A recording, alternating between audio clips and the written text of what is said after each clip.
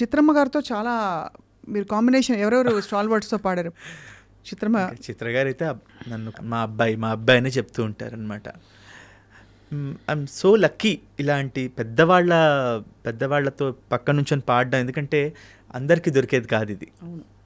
ఇది ఆ విషయంలో I feel so thankful to God, because ఒక బాలు గారు, లేకపోతే చిత్ర గారు, శైలజ్ గారు, అంటే సింగర్స్గా, లేకపోతే నేను పనిచేసిన మ్యూజిక్ డైరెక్టర్స్ కూడా కోటి గారు, మణిశర్మ గారు, కీరవాణి గారు, దేవిశ్రీ ప్రసాద్ గారు, ఇంకా తమన్ గారి గురించి నేను చెప్పక్కర్లేదు, ఎందుకంటే నా సగం జీవితం అంతా వారి పాటలతోనే నాకు ఆయన ఇచ్చిన బ్రేక్ డెఫినెట్లీ. ఎందుకంటే లాంగ్ స్టాండింగ్ అనేది చాలా తక్కువ సింగర్స్లో, ఎందుకంటే కొత్త వెరైటీస్ కావాలి గొంతుల్లో కావచ్చు కాక ఏదైనా. బట్ ఈ అబ్బాయి దగ్గర విషయం ఉందని నా చేత నేను I believe one thing, tracks జాగ్రత్తగా పాడాలండి. అది ఆయన కూడా అదే చెప్తారనమాట. మెయిన్ సాంగ్ పాడడం కన్నా ట్రాక్స్ పాడడం చాలా చాలా ఇంపార్టెంట్ అంటారు తమన్ గారు. ఎందుకంటే ఆ ట్రాక్స్ ఒక్కొక్కసారి ఓకే అయిపోతాయి.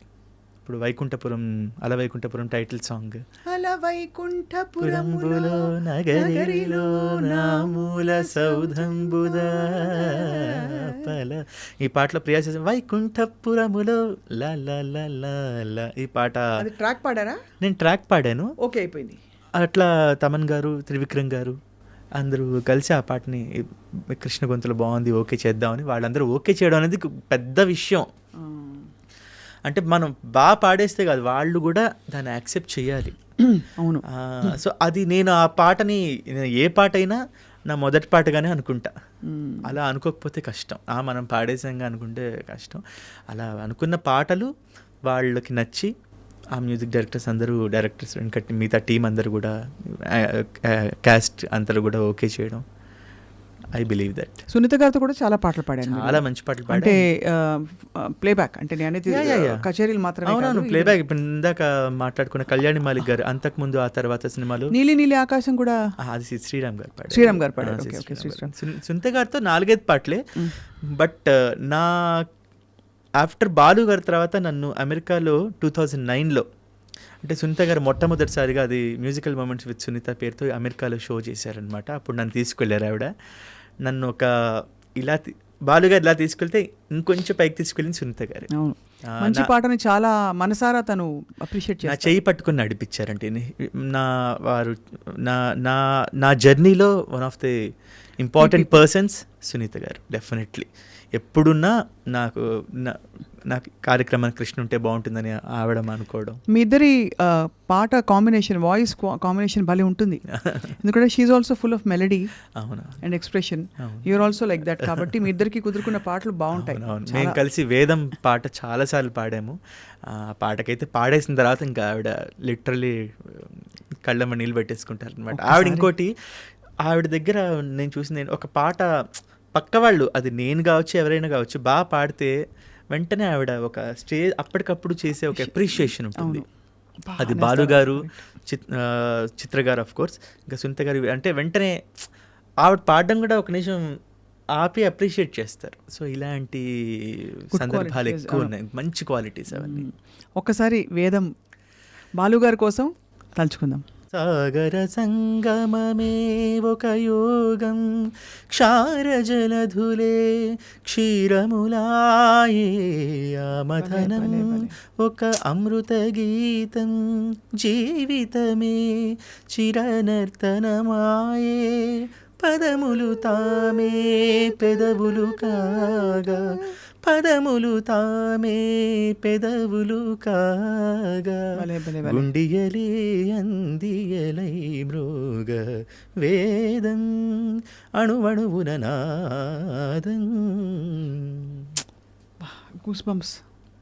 ఆఫ్ కోర్స్ ఇప్పుడు అప్పుడప్పుడు చరణ్ గారిని చూసినప్పుడు చాలా మనసు నిండిపోతుంది. నాకు మీరు ఇందాకన్నా స్వర వారసత్వం అన్నారే, అది ఇప్పుడు చరణ్ గారిలో ఎక్కువ కనిపిస్తుంది. ఇంకోటి, బాలు గారు తొంగి చూస్తున్నారు ఇప్పుడు అనిపిస్తోంది. ఎందుకంటే అన్ని రకాలుగా ఆయన రూపంలో కావచ్చు, గొంతులో కావచ్చు, నేత బాలు గారి గొంతు గుర్తొస్తుంది కదా. ఇప్పుడు చరణ్ గారిని చూస్తుంటే బాలుగారు అక్కడే ఉన్నారు. చరణ్ గారి పాట వింటుంటే బాలుగారు, ఇది వరకు చరణ్ గారిది ఒక డిఫరెంట్ ఉండేది. నేను ఎక్కువగా చరణ్ గారిని ట్రై చేసేవాడిని ఇమిటేట్ చేయడానికి, ఎందుకంటే నాకు చరణ్ గారి గొంతు అంటే చాలా ఇష్టం. చాలా ఇంకొక చాలా ఎక్స్ట్రా టింబర్ ఉంటుంది, లేతగా, చాలా ఒక చిన్న ఒక లబ్జ్ చాలా బాగుంటుంది, ఒక టింజ్ చాలా బాగుంటుంది చరణ్ గారిది. సో నేను ఐ ట్రై టు ఇమిటేట్ ఇదివరకు రోజుల్లో. బట్ ఇప్పుడు అసలు ఆయన చూస్తున్నా, ఆయన గొంతు వింటున్నా బాలుగారు అట్లా కనిపించేస్తున్నారు. సో ఒక సగం భారం దిగిపోయినంటే, అంటే ఓకే మన బాలుగారు అక్కడే ఉన్నారు, చరణ్ గారు గొంతులో పాటలో ఉన్నారు, చరణ్ గారు పాడుతుంటే బాలుగారు అలా ధ్వనిస్తున్నారు, మరి చరణ్ గారు చూస్తున్నా అలా బాలుగారు కనిపిస్తున్నారు. So we are happy. అండ్ అదే చాలా అంటే ఇవన్నీ డైరెక్ట్గా ఎక్స్పీరియన్స్ అయిన వాళ్ళకే తెలుస్తుంది కృష్ణ. మీరు ఎంత అదృష్టవంతులు అనిపిస్తుంది ఒకలా, ఎందుకంటే బహుశా మీరు అన్నట్టు రేడియోలో బాలుగారి పాటలు వింటూ పెరగడం వేరు, ఆయన్ని కలుస్తావా అనుకోవడం వేరు, కలిసిన తర్వాత ఆయనతో కలిసి పాడడము, ప్రయాణం చేయడం, ఆయన చేత శభాష్ అనిపించుకోవడం, దగ్గర నుంచి చూడడం, దగ్గర నుండి ఆయన చూడడం, ఆ డిసిప్లిన్ అండి. ఫస్ట్ ఆఫ్ ఆల్ అది చిత్ర గారు, బాలు గారు వీళ్ళందరూ ఆ డిసిప్లినే we need to follow. Singing talent ఇవన్నీ మనం ప్రాక్టీస్ చేస్తే వస్తాయి.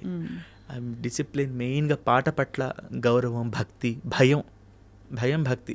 మనం 40,000 పాటలు పాడాం, ఏముంది మనం ఏం పాడినా వింటారు అని కాదు, అది లేదు అక్కడ. అది అది అండ్ అందరి పాటని అప్రిషియేట్ చేసే చిన్న టాలెంట్.